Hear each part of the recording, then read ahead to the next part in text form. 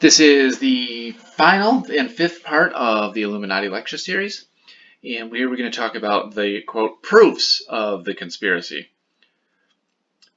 So first off, conspiracy theories citing the Illuminati are generally an argumentum ex ficta, or an argument from fiction, because they're just making it up at a certain point. A conspiracy theorist tactic when attempting to prove their super conspiracy, because the Illuminati is not a real thing and only existed as a historical blip. So there's no evidence for their actions. And anything which does purport to say, oh, hey, this is the Illuminati, is generally completely made up, because it has to be. There'd be no way to dig up evidence of something that doesn't exist. So this means that the conspiracy theorists must resort to reliance on evidence that, at best, is of dubious scholarship, but at worst is completely fictional, right? So, and by dubious scholarship, what I mean is they'll cite somebody else who made up stuff about the Illuminati. There's just tons. Go to the Internet Archive and just type in Illuminati. You're going to find tons of things. Some of the Illuminati theories will trace their organization back to the lost city of Atlantis, which is convenient for them because it never existed and was written by Plato, who is writing the story that he heard from a guy who went to Egypt, who heard about it from another guy who was telling him about a story that the Egyptians told over there about an event that happened like thousands of years ago. Right? There's no justification, or sorry, there's no evidence that there's actual Atlantis other than Plato making a story up, or at least repeating a story somebody else made up. And while that's completely silly but utterly harmless, millions of dollars have been devoted to finding a thing which never existed. Ancient Aliens, the show, have devoted episodes to it.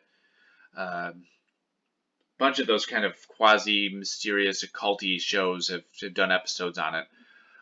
Illuminati conspiracy theorists drive their theories back to Atlantis because it gives their vilified organization a greater esteem since Atlantis predates the pyramids.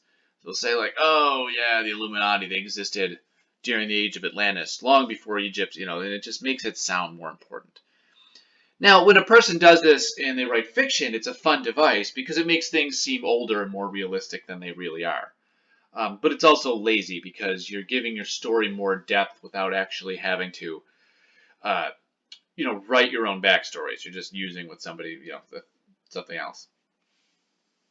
The problem with conspiracy theorizing is that the authors of these theories will look for anything which confirms their belief, historical or otherwise. Everything is on the table. So let's go to the Super Bowl for an example. Specifically, Super Bowl 51, February 5th, 2017. And the halftime show then was headlined by Lady Gaga, right? It's touchy. So there's the image there. That's fine. I'm sure somebody's devoted her arm motions to something. But here's what Alex Jones had to say about the halftime show. I'm not going to do a voice. They say she's going to stand on top of the stadium, ruling over everyone with drones everywhere, surveilling everyone in a big swarm, to just condition them to say, I am the goddess of Satan, ruling them over them with the rise of the robots in a ritual of lesser magic. This is Alex Jones' quote on the halftime show. Or at least it would be if he wasn't saying this before it happened. All right, now maybe he got his hands on a press release about what was going to happen. Who knows? But nevertheless, let's unpack this little quote here. Because none of what he says is based on reality at all. I mean, as far as surveillance is concerned, sure, it's a televised event with cameras everywhere. It's the Super Bowl, so it's broadcast around the world to military bases and such. And so Lady Gaga being the halftime show isn't going to change that. There is going to be surveillance. It's also such a symbol of the United States that it's a terrorist target. Whether she's in the halftime show or not, it's going to have tons of cameras and it's going to have tons of surveillance. The first part of this thing is meaningless. Secondly, what is a goddess of Satan? That doesn't even make sense. Does Satan have goddesses? Does Satan worship goddesses, or are these like goddesses that worship Satan. It's hard to say. Uh, Thirdly, the rise of the robots. All right, whatever. Okay, that's just crazy town. Fourthly, ritual of lesser magic. So I don't know what level wizard Lady Gaga is, but after 6 best-selling albums, I think she would be above level 18 and be able to cast greater magic. That's a joke for you role-playing nerds out there.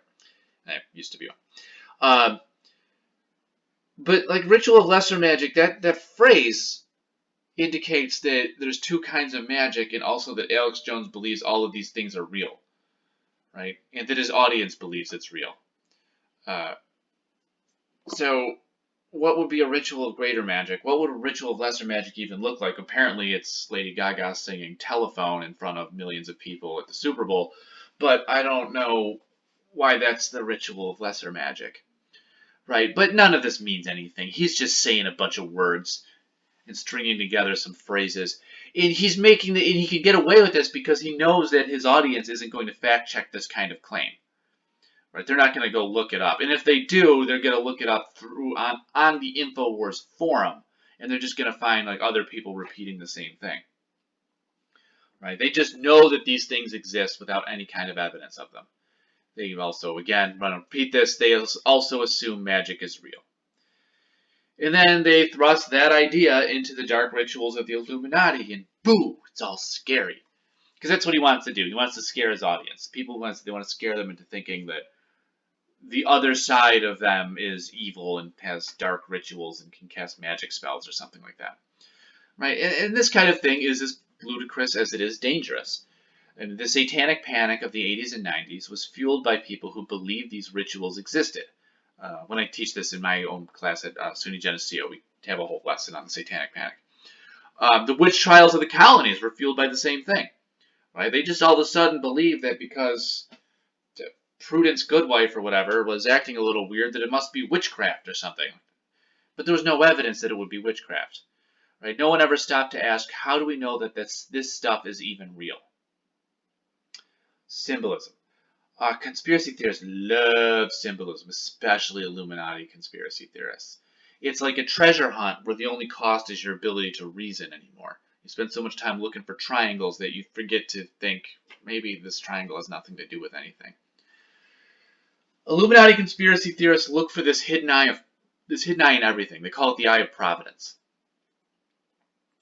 Finding it seems to confirm their belief that X is in the Illuminati. But the problem is that the Eye of Providence, as I said earlier, is not the symbol of the Illuminati. It's a Freemason symbol. This is the wrong group. But whatever, it's all the same to them anyway. But you can't really find an owl, right? Owls are hard to find because nothing looks like an owl but an owl. But triangles are easy. Eyes are easy because eyes are just circles, and triangles are just triangles. And if you have a triangle near a circle, hey, close enough. So even within the complex symbolism of the Illuminati conspiracy theories, they've got one so ubiquitous they can find it anywhere they need to. Right? So here's something I just typed in Illuminati symbolism into like an image search and came up with this. I mean, this is a person looking all over the place and just creating meaning where there is none. You know, Revelation 13:18, 666. That's a real stretch there. Also, yeah, and 600. It's so hard to get. Even want to delve into what this means, but trying to talk about the New Deal, tying it to Franklin Roosevelt, taking random letters in statements or in these words and saying that it means it's an anagram for Mason for Freemason. What is this? And the thing you have to remember is somebody's wasted a lot of time doing this. Right? They sat down and looked for it. And then they found it. And then they had to stretch their brains around trying to figure out, like, all right, how does this make sense? How can we do this?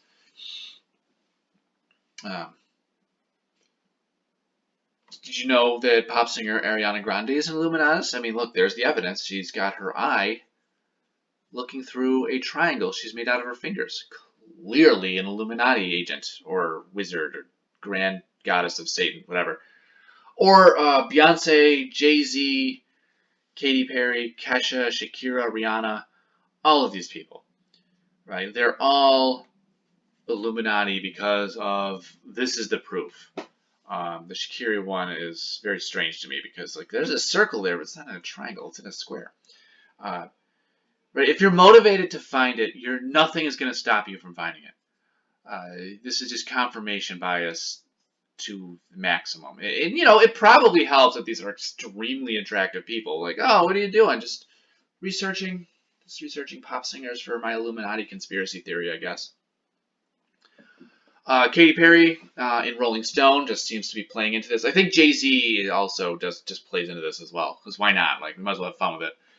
I see all that shit and I'm like, come on, let me in. I want to be in the club. Right? Now let's stick with her for a moment. Because she was sued, right? So again, this bleeds into the real world. She was sued by the Christian rap group Flame for copyright infringement last year. And they sued because the chord for the song Dark Horse was similar to the chord in their song Joyful Noise, which I'm sure we all can think of Joyful Noise in our head. The suit alleged, this is from the damages in the lawsuit, by any measure, the devoutly religious message of Joyful Noise has been irreparably tarnished by its association with the witchcraft, paganism, black magic, and Illuminati imagery evoked by the same music in Dark Horse. The trial court ruled in favor of the plaintiff Flame. They won that.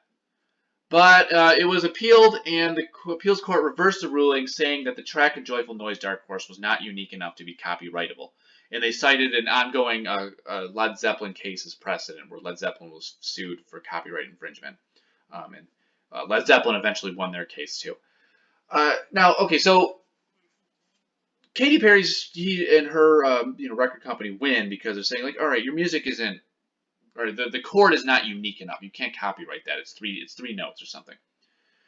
But instead of arguing over technical issues, if I was a defense, I would have raised 2 points along with the technical issue. But A, fans of Flame and fans of hers are unlikely to make this confusion.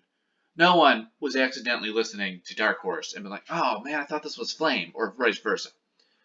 Nobody lost any money over this. Secondly, I would say the Illuminati isn't real, so you can't have that kind of imagery in a song. And without the video, of which takes place in ancient Egypt, even Flame never drew that connection. Right? They didn't hear the song like, oh, here we go. They saw the video and then it's like, okay, well, we could probably cash in here. Eye makeup is the Illuminati symbol of Grand Mason, the highest order of priestess. That's weird because the Freemasons are men only. But the hidden symbolism claim is omnipresent in conspiracy theories. It fuels moral panics because it supplies something tangible to the public. Right? So the Illuminati conspiracy theory doesn't take off unless you can tie it to something like Pokemon. Right? Like, ooh, psychic types have the Eye of Providence as the symbol. It's like, well, kind of, but like Saudi Arabia banned Pokemon because of that. But it is something you can point to and say, look, here's some symbolism, right? In this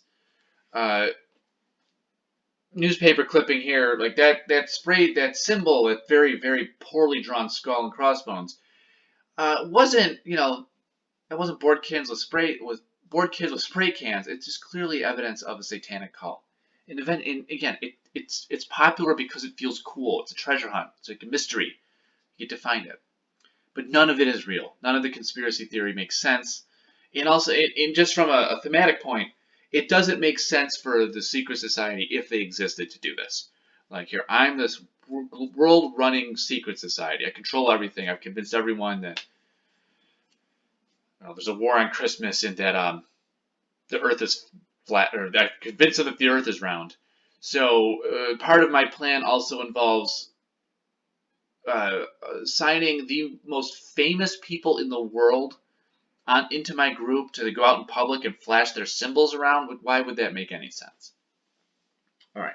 Well, thank you for listening. And the Illuminati isn't real. That's all I've got to say. All right. Have a good day.